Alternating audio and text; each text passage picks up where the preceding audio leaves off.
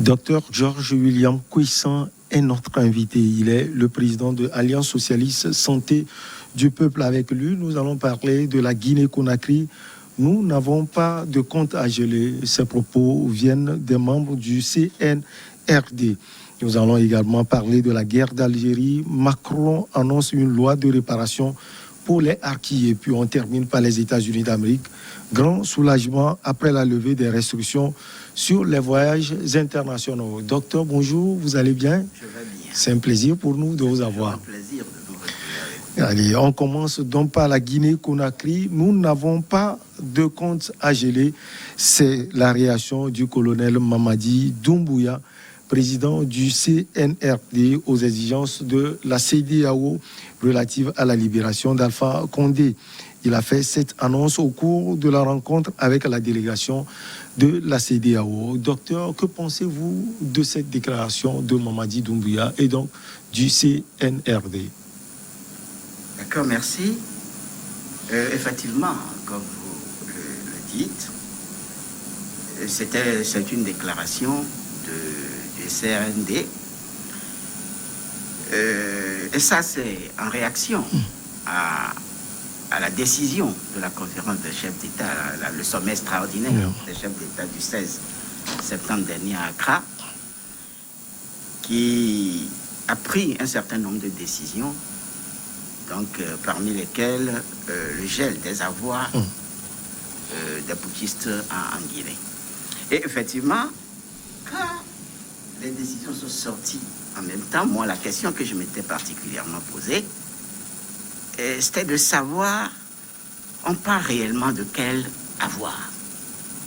Je me suis posé cette question parce que ce ne sont pas des gens qui étaient à de grandes postes de responsabilité dans le pays pour qu'on pense qu'ils devaient faire fortune. Et est-ce que ce sont des avoirs en Guinée, ce sont des avoirs à l'extérieur du pays? Tout ça, là, c'était quand même des questions que je m'étais posées. Mais cette réaction qui était venue un peu plus tard par rapport aux toutes premières réactions était quand même prévisible à partir du moment où, quand vous voyez les décisions qui avaient été prises par la CEDEAO, il y a au fait deux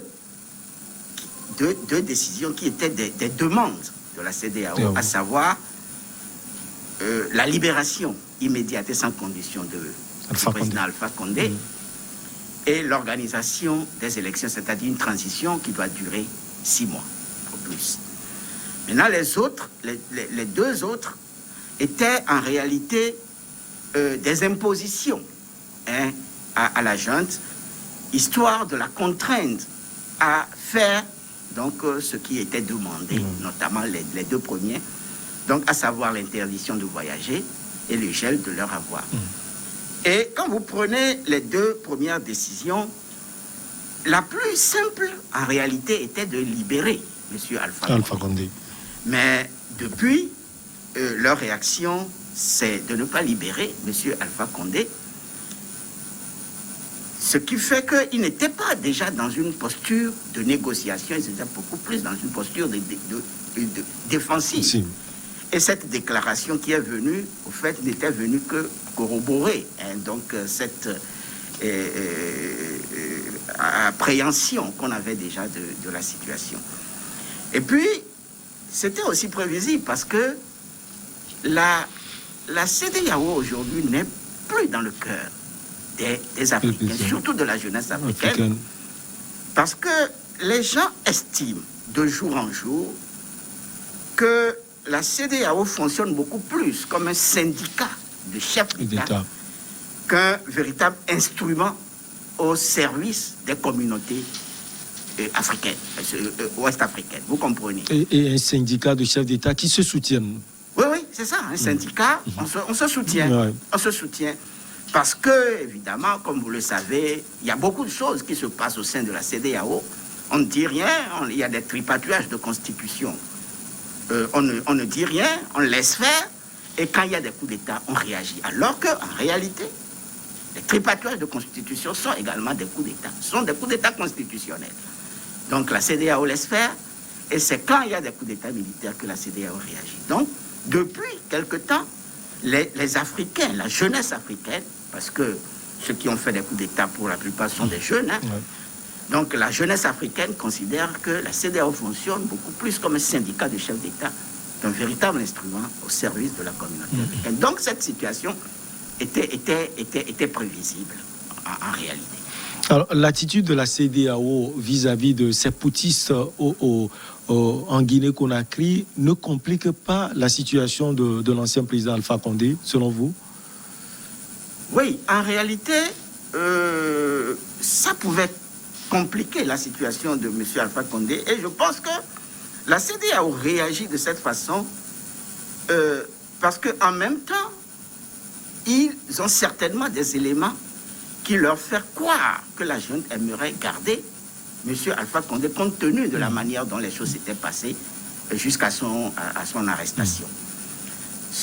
En plus, comme je l'ai dit, il y a beaucoup de chefs d'État ou bien d'autres chefs d'État qui sont dans la même posture que M. Alpha Condé et qui n'aimeraient pas que des choses comme ça arrivent à leur niveau. À partir de cet instant, il faut sévir, il faut être très dur envers la junte pour non seulement pousser la junte à faire ce qu'il faudrait qu'elle fasse, notamment la libération et l'organisation très rapide des élections, mais dans le même temps décourager d'éventuelles velléités qui se seraient manifestées dans leur pays respectif.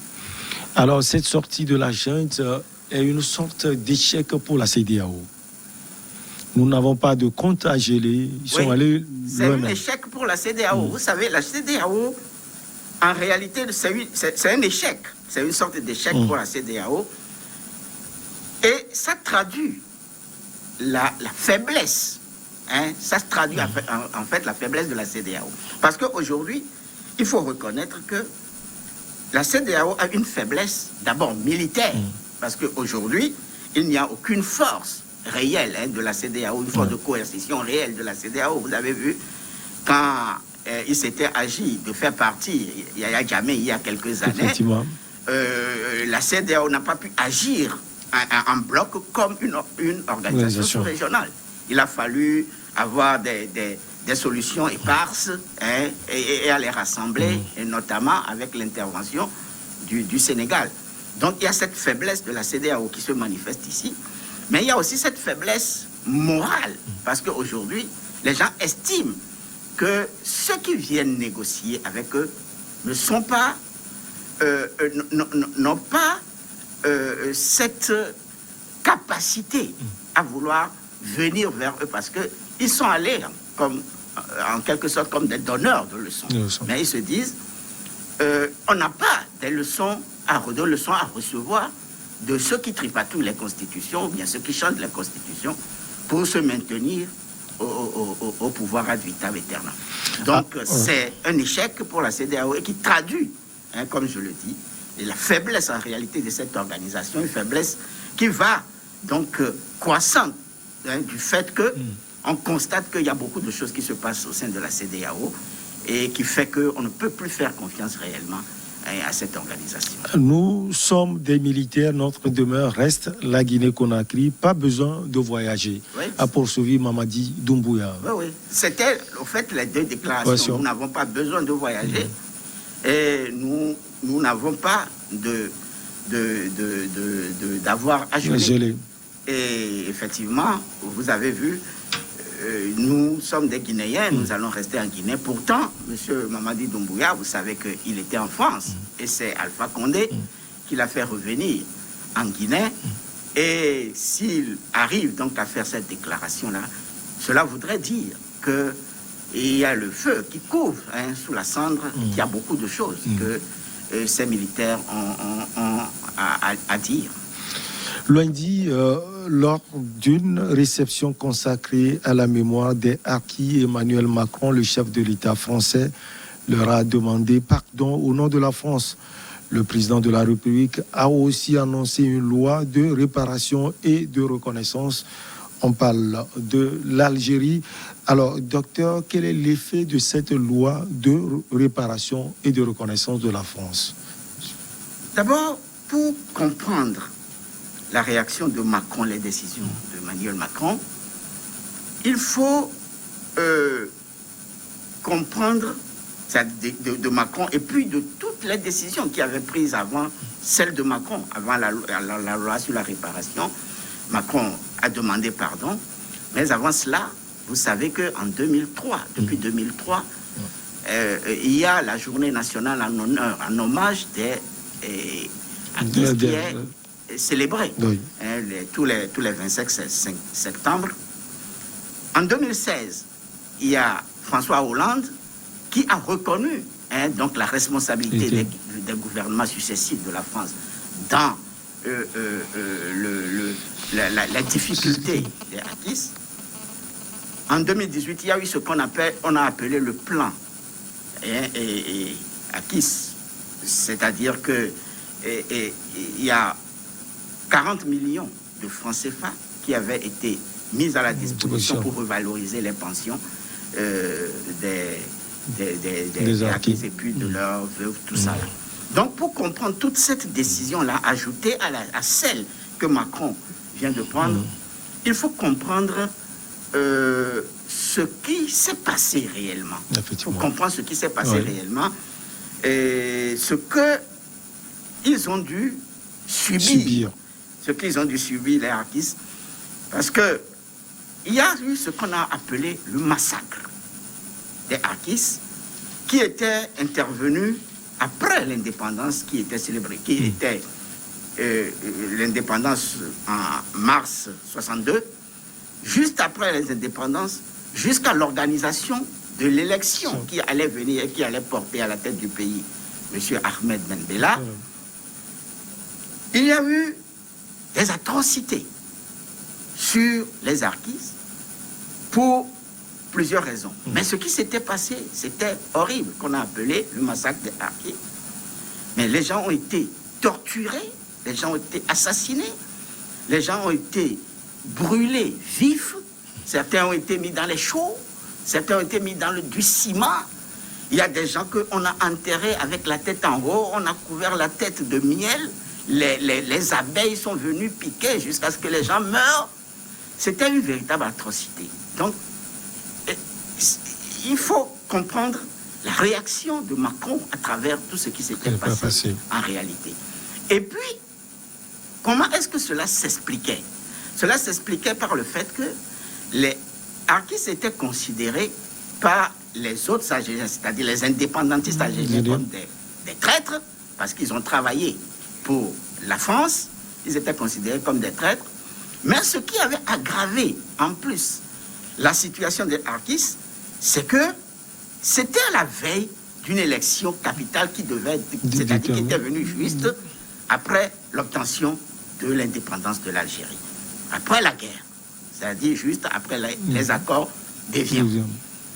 Ce qui fait que, en ce moment, tous les candidats rivalisaient d'ardeur pour montrer leur nationalisme aux yeux donc de la population algérienne. Et ce qu'il fallait faire en ce moment, c'est de maltraiter au maximum les artistes qui étaient considérés comme des traîtres, de manière à montrer son nationalisme vis-à-vis donc de l'électorat algérien. Maintenant, quelle était dans tout ça la responsabilité de la France? La responsabilité de la France était que, en même temps que les Algériens eux-mêmes considéraient leurs frères comme des traîtres, au lieu qu'ils soient protégés par la France, De Gaulle, lui, les considérait comme des gens un peu malhonnêtes parce qu'il se disait, il combattait pour la France, mais en réalité, il voulait l'indépendance de l'Algérie. Vous voyez? Donc, il y avait cette situation. Ce qui fait que, à Évian en 62, De Gaulle n'a pas cherché à ce qu'on mette dans les accords d'Évian des clauses qui devaient protéger en réalité les artistes après la guerre. On n'a pas intégré. Certes, il y a des endroits où ils ont dit qu'il ne doit pas avoir de chasse aux sorcières, tout ça là. Mais il n'y a pas eu des clauses directes intégrées dans l'accord d'Évian pour protéger les artistes après la guerre. Et en plus de cela, De Gaulle ils avaient été démobilisés, ils avaient été désarmés. Donc, il était donc à la merci du bon vouloir du FLN, qui est le Front de Libération Nationale, qui était le parti au pouvoir, et puis de l'armée de Libération Nationale, qui pouvait donc en faire tout ce qu'il veut. Donc il faut comprendre à peu près ce qu'ils ont subi, la responsabilité de la France, pour comprendre aujourd'hui la position de Macron, la décision prise par Emmanuel Macron. C'était dans la salle de fête du Palais de l'Élysée où le président français a invité 300 personnes. Alors, docteur, pourquoi Emmanuel Macron et non ses prédécesseurs? Oui, justement, c'est la question qu'il faut quand même se poser. Mais comme je l'ai dit, il y a déjà en 2016, Hollande avait essayé quand même de faire quelque chose. Mais il faut pas perdre de vue quelque chose de très important. La situation, tout le monde pense que la situation est créée par le général de Gaulle. Or, c'est vrai que le général de Gaulle, avant d'accéder au pouvoir, parce que le général de Gaulle est resté au pouvoir de 59 à 69, avant d'accéder au pouvoir, le général de Gaulle n'avait pas cette prestance et ce charisme qu'il avait. Mais aujourd'hui, ce n'est pas facile d'attaquer le général de Gaulle en France. Ce n'est pas facile d'aller un peu contre l'image du général de Gaulle en France. Parce que de Gaulle aujourd'hui, le général de Gaulle aujourd'hui, pour le Français, c'est une icône. Donc cela peut expliquer le fait que beaucoup de chefs d'État n'aient pas voulu être touchés donc, à ce problème-là.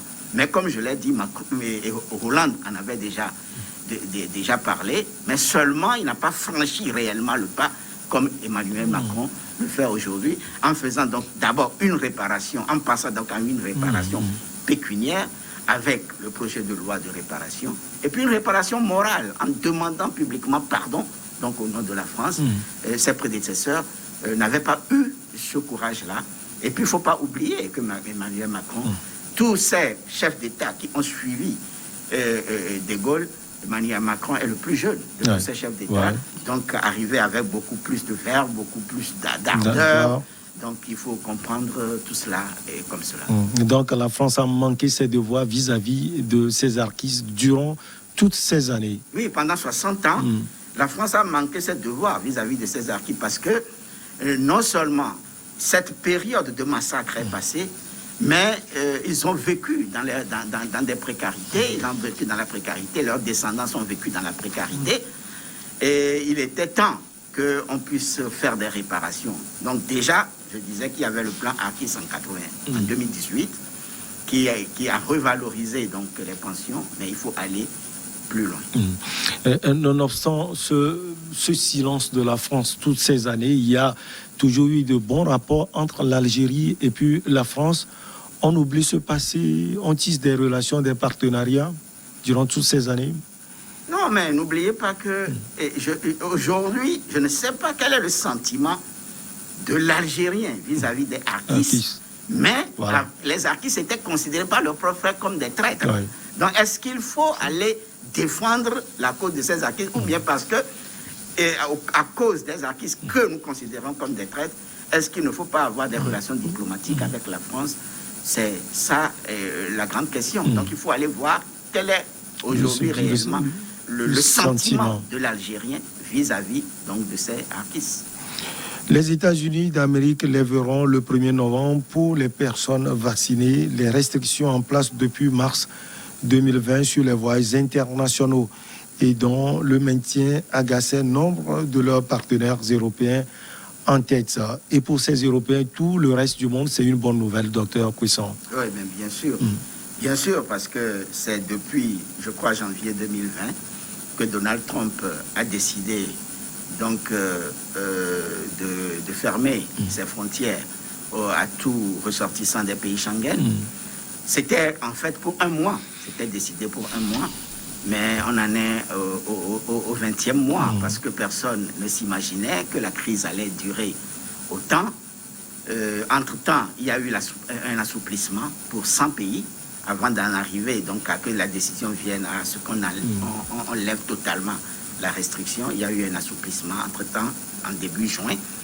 Maintenant, on est arrivé donc à l'assouplissement total. C'est un soulagement. C'est un soulagement parce que d'abord, du point de vue même sanitaire, cette décision soulage, parce qu'on se dit, si on a pris la décision finalement d'ouvrir les frontières d'un pays qui a été l'un des plus touchés par la COVID-19, cela veut dire que les choses commencent par aller. Les choses commencent par aller, ou du moins qu'on arrive à circonscrire tant soit peu le problème. Et puis en plus, vous savez qu'il y a toujours des doutes sur l'efficacité du vaccin à travers le monde. Donc si les États-Unis, qui avaient été touchés de plein fouet par cette maladie, décident d'ouvrir les frontières, ça peut lancer donc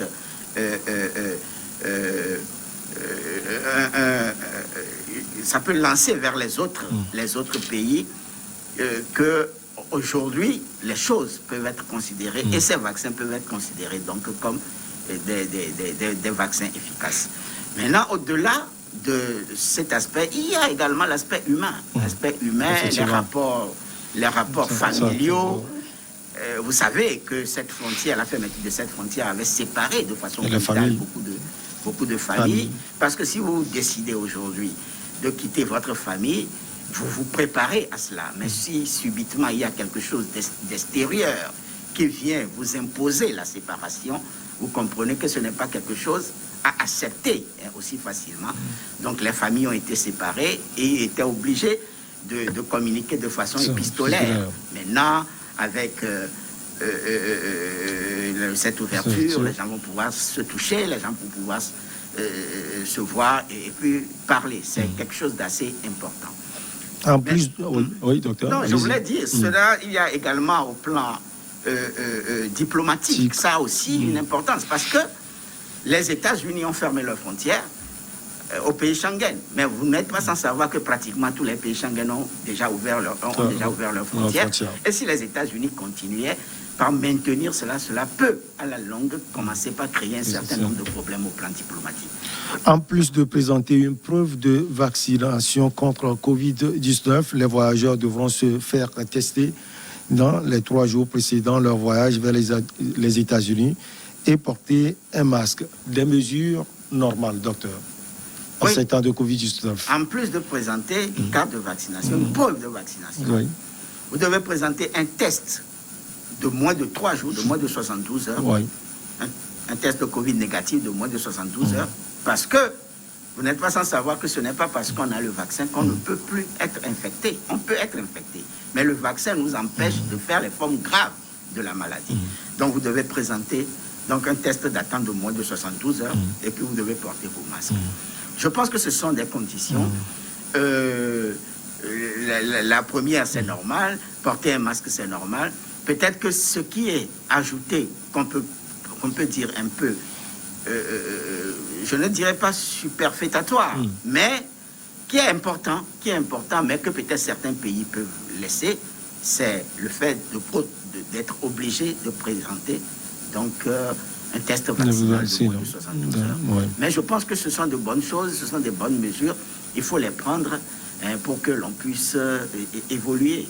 Le problème qui va se poser, c'est le problème des vaccins, parce que vous savez que l'Agence américaine de médicaments n'a autorisé aujourd'hui que les vaccins reconnus par les États-Unis, c'est-à-dire Moderna, Pfizer. J'allais vous poser cette question. Il y a AstraZeneca qui a été utilisé à grande échelle au Royaume-Uni, alors que le Royaume-Uni également est concerné par cette décision. Maintenant, AstraZeneca, la décision est en cours maintenant pour voir si AstraZeneca peut passer ou pas. Et je pense qu'il faut tout faire pour que AstraZeneca puisse passer, pour que cela n'amène pas également d'autres problèmes entre le Royaume-Uni et les États-Unis, qui sont déjà des alliés dans la zone Indo-Pacifique vis-à-vis de la France. Vous avez j'ai suivi le problème. Voilà, le problème des sous-marins. Donc, pour que ça n'envenime pas encore de notre côté les relations entre les États-Unis et puis le Royaume-Uni. Nous sommes au terme de cet entretien. Docteur Georges William Kuissan, vous avez sans doute un dernier mot sur les 3 sujets. Non, vous savez, le monde bouge et ce que nous pouvons tout simplement dire, c'est que tout cela doit être géré, quel que soit ce qui se passe par-ci et par-là. Il faut que nous travaillions tous à ce que ce monde connaisse la paix et la tranquillité. C'est toujours un plaisir pour nous de vous avoir sur ce plateau. Infini merci à vous, Dr Georges William Koissan. Vous êtes président de l'Alliance socialiste santé du peuple.